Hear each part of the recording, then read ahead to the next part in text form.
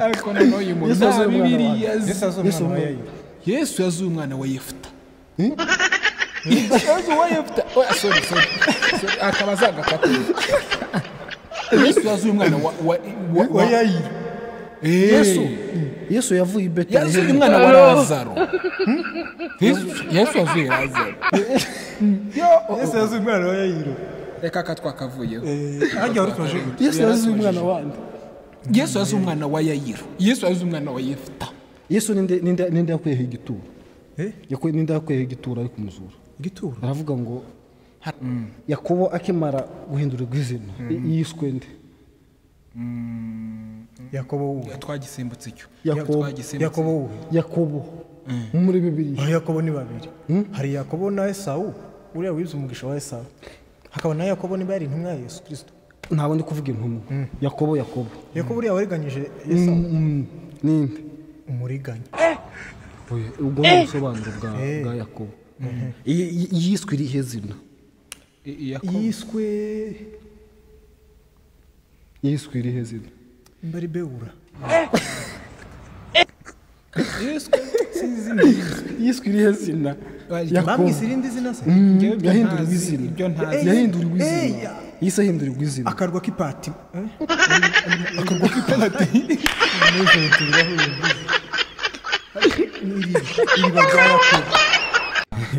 none se Pawulo atarahura na Yesu yitwaga nde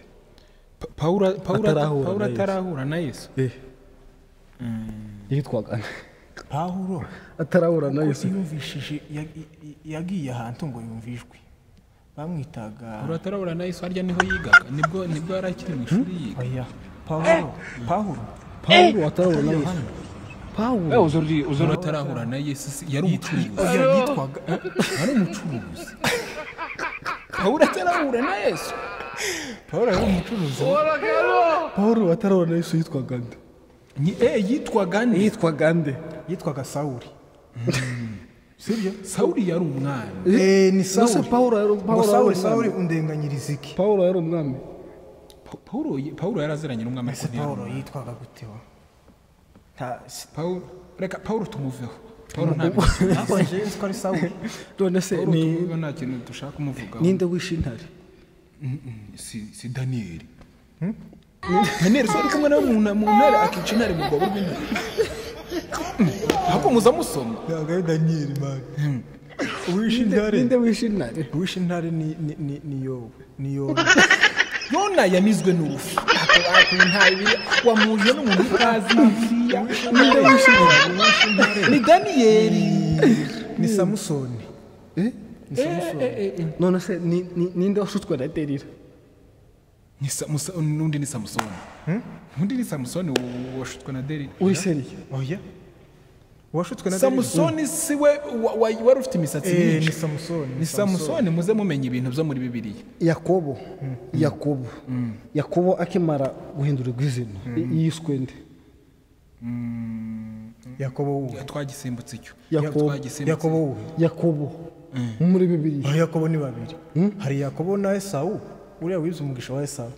hakaba na Yakobo ni bari intumwa ya Yesu Kristo ntabwo ndi kuvuga intumwa Yakobo uriya wariganyije Esau ninde umuriganya ubwo ni ubusobanuro bwa Yakobo yiswe irihe zina yiswe irihe zina mbari beura yiswe irihe zina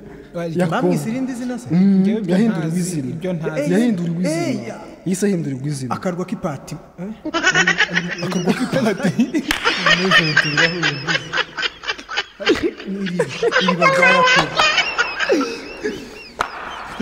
ijya mu muza n'abantu bazi wowe yiswe nde ingewe ntabyo nzi ariko icyo ntazi Yakobo arakariba bamwitiye biyitiriwe nyine yahinduriwe nyine ikibazo yahinduriye icyo twakivuyeho komeza simba icyo kiratunaniye kandi icyo turajya tuvuga udufasha ujye wihuta reka ahubwo ngibasubirize Yakobo gihindurirwa izina yiswe Isiraheli ntabyo mwari muzi yiswe igihugu Israel api nabyo twatuzi nimba ntibeshe muzatubwire muri comment none se Yesu ninde se wa Yesu se wa Yesu ni se wa Yesu se wa Yesu ise wa Yesu ninde sura wamubatije wamubatije ninde izina rya se wa Yesu ninde se wa Yesu ni ise umubyara Yesu se yarabyaye aho yavukiye mu buryo bw'umubiri Yesu yavukiye i Betelehemu uwamubyaye noneho ise umubyeyi se ninde wapfa ise ise twagiye se Dawudi ise ni Yosefu se ni Yosefu se ni Yosefu ise wari wanaragiraga ise ni Yosefu niba ari umubaji bararagiraga yari umubaji niba atararagiraga yari umubaji niba atararagiraga Yosefu yari umubaji ese mu nyibutse inkuru yo muri Bibiliya ivuga ngo hari umugabo yarakoze imyaka 7 ashaka umugore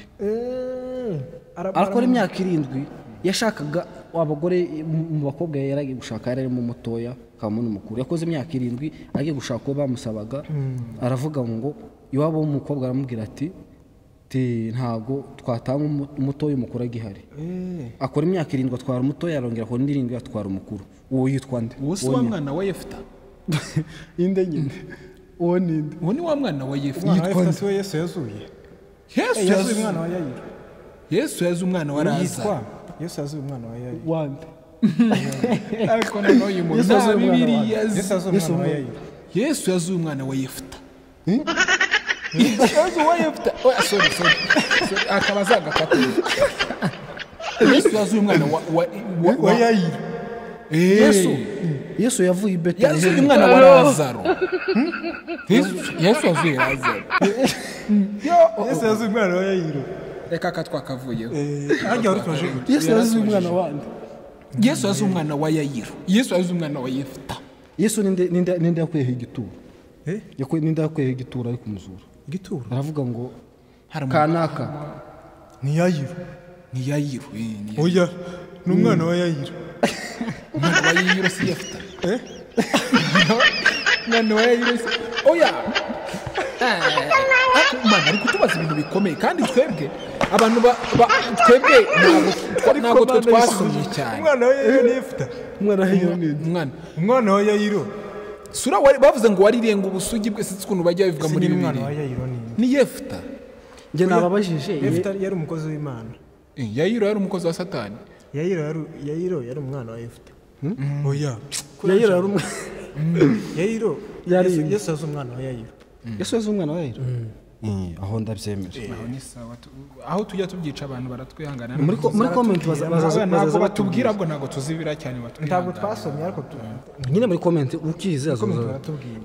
noneho igikurikira gisa n'igikurikira cyanyuma ko Goliath ajya gupfa Dawidi yumvishe inkuru za Goliath gute ko Goliath ajya gupfa Dawidi se izo nkuru zamugezaho ninde ubundi se ninde wishe Dawidi ninde ubizi ko izo nkuru zamugezaho ninde wishe Goliath ubundi umuntu wishe Goliath hari umuntu wananirwa umuntu wishe Goliath nta muntu wananirwa umuntu wishe Goliath ariya ninde ni umuntu wishe Goliath n'umuzi bro oya wowe ninde ni Sawuli uyu muntu ntiyasomye ninde wishe Goliath ni Sawuli bro Sawuli yari umwami si wowe wishe Goliath oya Goliath sishwe n'Abanyisiraheli Abanyisiraheli umunyisiraheli wamwishe ninde numwe wamwishe Sawuli ni Dawudi ahubwo se Goliath yishwe ku ngoma yande ku ngoma ya Pawulo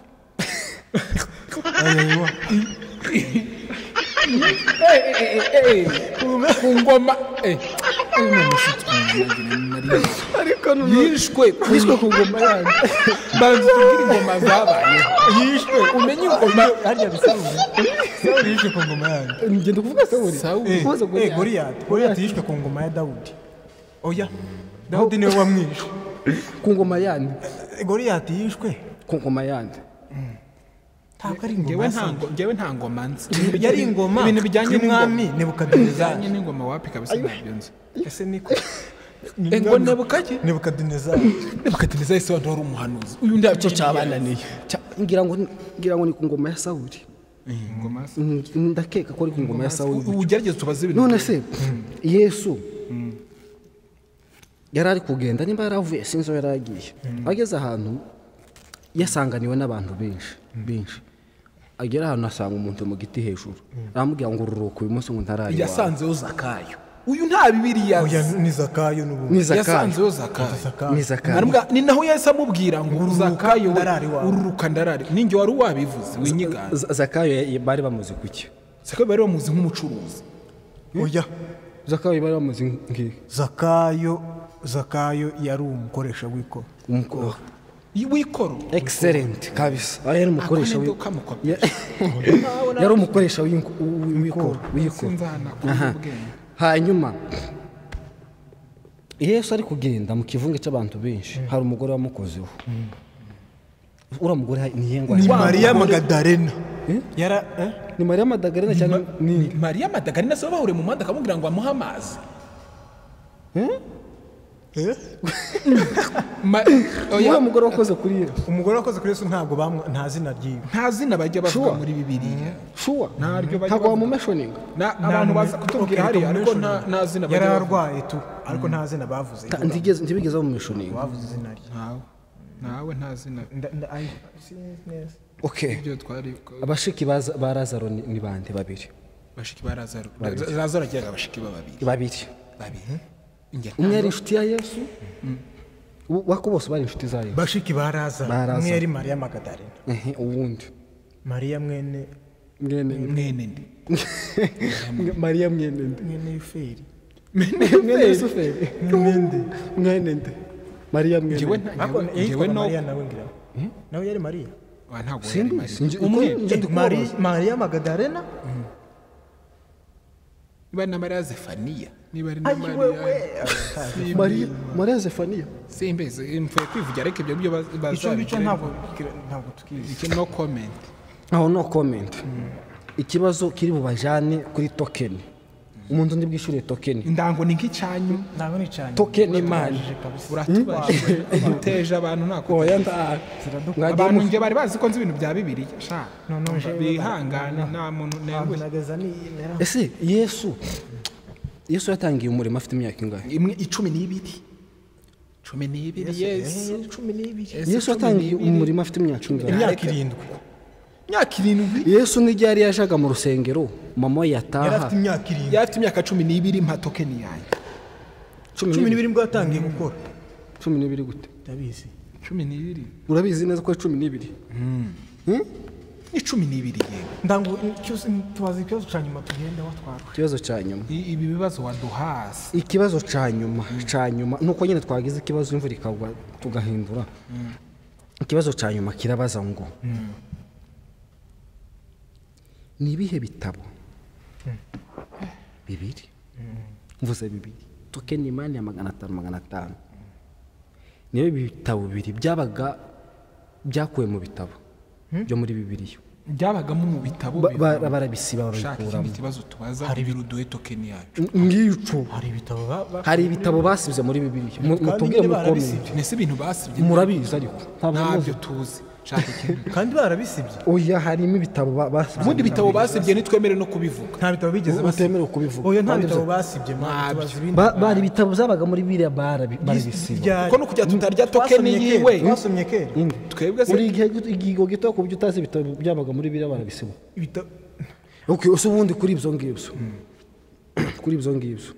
tubaza ikibazo niba uzi ko token yacu tuyidura token idura kuri kamera abantu token ndayiguha nintayiguha utwariye intuzo utwara iyo telefone cyangwa ukore iyo ikibazo cyanyuma na nyuma ninde muntu wagambaniye Yesu Yuda arutamuzi Yuda Iskariote Yuda seke Yuda Iskariote sindarangizaga kubaza ninde muntu wagambaniye Yesu akaza amubwira uburyo ki ari umunyanteginke akamubwira ku buryo ki kujya gusenga mu misozi bitotuma abo munyembaraga ni Baritimayo ni Baritimayo oya ni Baritimayo oya Baritimayo se wajyaga umubwira Yesu na ni Yohana ni Petero ese ubundi ndaciye umuntu ugutwi ni uwo nta muntu utamuzi ni Petero yamuciye ugutwi amugeze gute amwiyenje oya bari bafata Yesu amuca ugutwi ngamwiyenje sikwamwiyenje ariko sinzi ukuntu ni amakimbirane yarabaye hagati y'abantu babiri nta makimbirane okay guys turabashimiye kubwo gukomeza kudukurikirana abantu ababonye ikiganiro nabi mukande subscribe musharinge nyabuna ibintu mwumvishe twishe